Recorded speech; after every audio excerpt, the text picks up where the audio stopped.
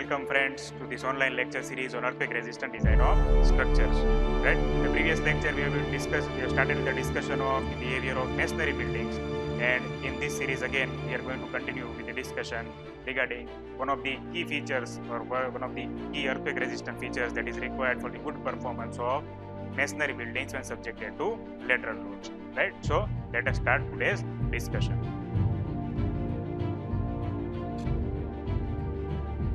Right, in the previous lecture now we have seen that that there are three key components for a masonry building. That is, the load is transferred from the roof to the walls, from the walls to the foundation below, right? And in order to ensure this smooth transfer of load from the roof level to the soil, to the foundation, and then to the soil, it is important that the configuration or the detailing of the masonry building should be in such a manner that it allows the smooth transfer of this particular load.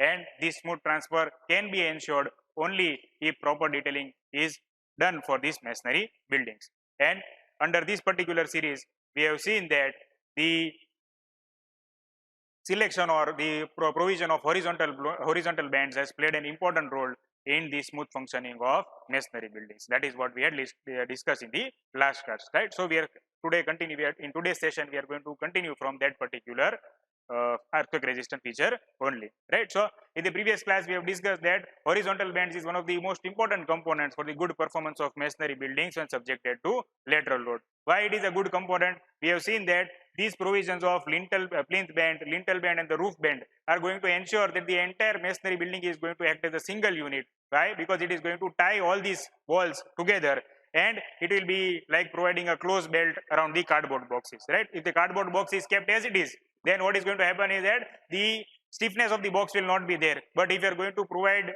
horizontal rings around the cardboard box, or you are going to provide horizontal belt along the cardboard box, then the stiffness of the cardboard box is going to increase and it will be able to better sustain the lateral forces. Same concept is applied in case of masonry buildings also, and that is also we have discussed last time. Now we have seen that the name of the band that we had discussed last time was the horizontal band, but this horizontal band was provided along the vertical plane. And when it is provided along the vertical band or vertical plane, then what happens is that it breaks the height of the wall into different segments, right? And when it breaks the height of the wall into different segments, then as a result of that, three names or three different subunits of the masonry building have been formulated, and these three names are: first is known as the sill masonry, second is known as wall pier masonry, and third is known as the spandrel masonry. So I will try to explain each of these terms by means of a figure. So now as you can see in the figure, here the figure is given for a masonry building that is having a flat roof. So now as you can see that the plinth band is provided, then the lintel band is provided, and at the same time the roof band is also provided. So the portion of the building that is between the plinth band and the sill level is known as the sill masonry. That is, starting right from the plinth level to the sill level, this particular height of the masonry, this portion is known as the sill masonry. Then from the sill level to the lintel level, that is the portion of the masonry that is lying between the sill level and the lintel level, this particular portion is known as the wall pier masonry. And the third level is the height of the masonry from the lintel level to the roof band level or the roof level. So this particular portion is known as the spandrel masonry, right? So these are the three different subunits that will come into existence when you provide the horizontal bands along the periphery of the masonry building. Right now, in order to understand the behavior of masonry building when this particular horizontal bands will be provided, this particular figure that you are seeing on your screen is shown over here. So I have taken again here two examples. First is the example of the pitch roof, and second is the example of unreinforced flat roof building, right? So first we talk about the pitch roof building. So three sketches are shown to you, right? A, B and C, as you can see in the figure over here. So in the first figure, that is the figure A, the geometry of the pitch roof building is shown, where it is shown that it's a ground story building and plinth band is provided, lintel band is provided, and since it is a pitch roof building, so roof band is also provided or the gable band is also provided, right? Now in the second figure, that is figure number B, it is shown that the earthquake force is applied to this building. So as you can see that the earthquake force is applied from the direction right to left, And when this earthquake force is applied in the direction right to left, then as a result of that, there is an inertia force that will be generated in the opposite direction. And this inertia force is indicated by the green arrow that you can see on your screen, and that is going from left to right. So it is going to be acting in the opposite direction than the earthquake force, right? So now when this inertia force will be applied to this masonry building, then as a result of that, the different units of the masonry are going to undergo different type of stresses, and the effect of these stresses will be such that some kind of deformation will be observed in this particular masonry building. So three basic types of behavior or three basic types of failures will be obtained when this inertia force will be applied on the masonry building, and all these three are shown in the figure over here. Firstly, you can see that the uplifting of the masonry is being done from the plinth level. So what is happening is that the masonry, the certain portion of the masonry is getting uplifted from the plinth level. Then the second portion is showing that the crushing of masonry will be there, and that will be adjacent to the openings in the wall, that is near to the windows and to the doors.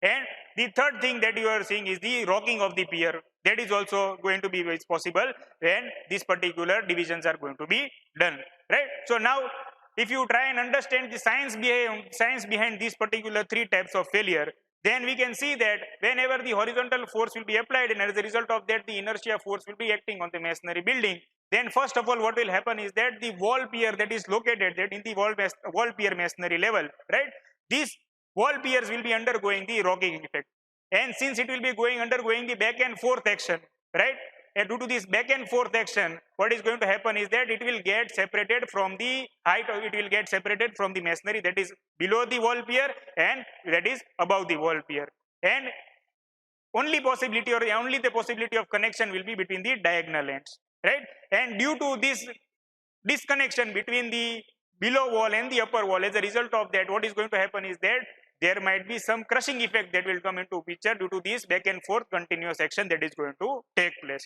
So that is how the crushing effect in the wall pier will be explained, right? Then the second case is regarding the rocking of the pier. Now rocking of the pier will take place when the section of the wall pier is slender and the height or the weight of the wall section that is above it, that is in the spandrel masonry, will be less. Then as a result of that, the rocking and uplifting of the wall pier is going to be there. So as you can see here in the second figure, all the three features are shown, or all the three types of failures are shown. First is the crushing failure, second is the upliftment of masonry, and third is the rocking of the pier, right? So crushing is associated due to the removal, crushing is associated due to the disconnection between the walls above and below. Then the rocking and the uplifting is due to the slender section of the wall pier and less weight of the masonry above. So if we can have a solution for this particular reasons, then we can ensure good performance of the masonry building. Then the other type of failure that is in the figure number C that is shown, that is shear failure. Now this failure is very common that we see in all kinds of ground story buildings, or you can say masonry buildings, right? So this kind of failure is seen when what is going to happen is that the cross section of the pier is large enough, right? When the cross section of the pier is large enough, then as a result of that, what is going to happen is that the shear failure will be there, and shear failure will be indicated by means of diagonal cracks in the masonry. As you can see in the figure over here, that diagonal cracks are taking place around the openings, that is near to the wall, near to the doors and near to the windows, right? This figure, I think, so this particular type of failure, that is the shear failure, will start from the corner of the door or corner of the window, and then it will extend to the other side. So X type of failure, as you can see in this particular figure over here, that is also one type of possibility is going to be there. So basically we can say that after the provision of horizontal bands, different types of failures are likely to be observed. First is the crushing failure, second is the upliftment of masonry, third is the rocking of the pier, and fourth is the shear failure, which is the X type failure, right? Now this is the case that we have seen for the pitched roof. But what happens in case of flat roof building? So in case of flat roof building, what is going to happen is that in case of flat roof, there will be movement of the wall section that will be beneath the lintel level, or wall section that will be beneath the seal level. That is the sliding action will be taking place. So whenever the earthquake force will be applied in one particular direction, as you can see that the red arrow is indicating the direction of earthquake force, that is it is acting from left to right, right? And as a result of that, you can see that inertia force is generated at the top of the building, at the roof level, and that is going from right to left. So whenever this thing will happen, then as a result of that, the sliding of the wall section or sliding of the wall masonry unit will take place, and this sliding will take place beneath the roof level, right? So it will either start from the sill level or it will start from the lintel level. So as you can see in the figure, the horizontal band is shown at the sill level. This horizontal portion that is marked, that is indicating that the building is going to shift from this particular location towards the other side, right? So this type of failure is likely to be observed in case of roof level, in case of flat roof buildings. Now the sliding may take place from plinth level also, but it will depend on the weight of the masonry, the intensity of the shaking that is going to take place, and also the cross section of the pier. All these three factors may affect the sliding of the wall masonry unit, and as a result of that, the sliding may be less also, and it may be more also. Right. So now what we have seen so far is that due to this horizontal provision of horizontal bands, these different types of failures can be observed in case of masonry units or masonry buildings when earthquake force will be applied. Right. So now what we want that we want to ensure that the performance of the masonry building should further be enhanced, and in order to further enhance the performance of masonry buildings under the effect of lateral loads, another option that the Indian standard, that is IS 4326 is suggesting, is the provision of vertical bands.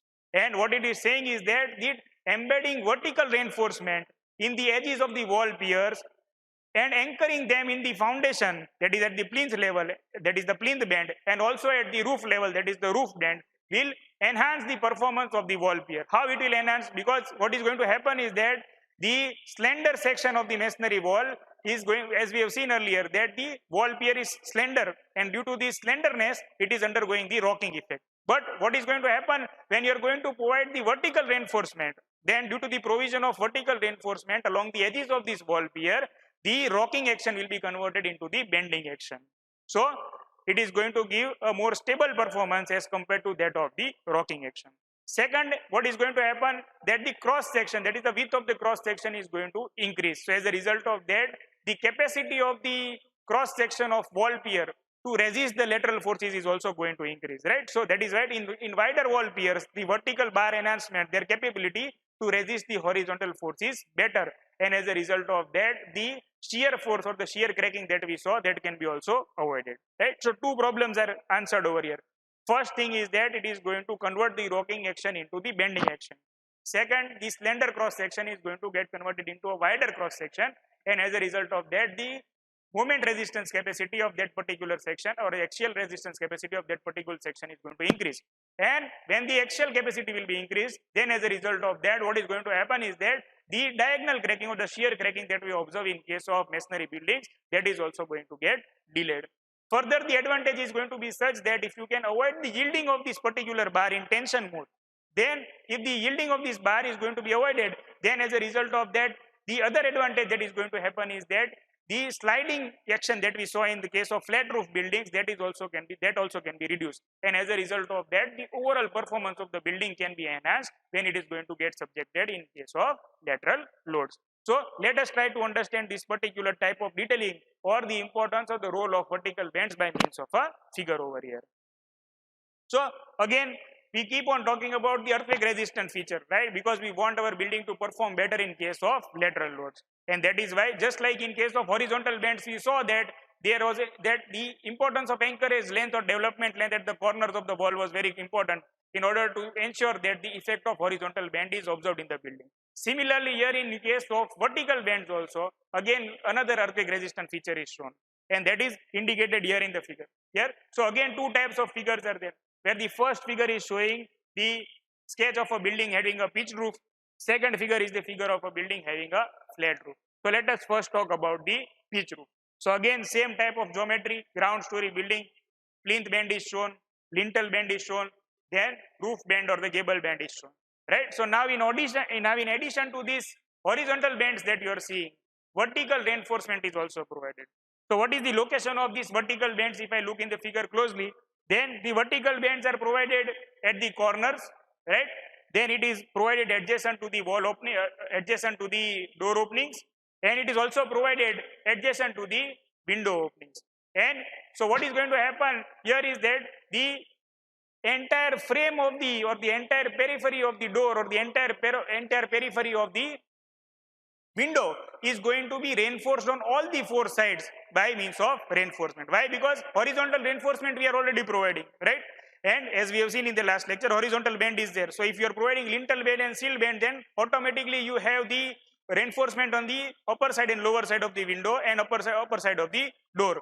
But when you are going to provide this vertical reinforcement also, that is you are showing, then on the left hand side of the window also, on the right hand side of the window, similarly on the left hand side of the door and on the right hand side of the door. So as you can see in this particular sketch over here, that the entire periphery of door and window is covered by reinforcement on all the four sides. And when this particular type of detailing will be done, then the corners of the opening are going to be less stressed and it will be able to resist the forces in a better manner, and it will ensure good transfer of horizontal forces or safe transfer of horizontal forces from the roof level to the foundation level.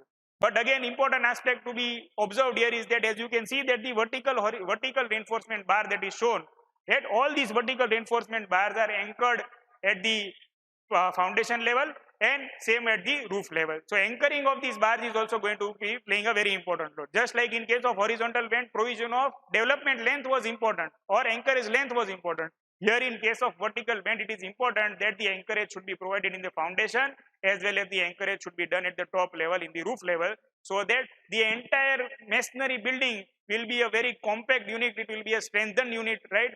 And it will be able to resist the lateral forces in a better manner.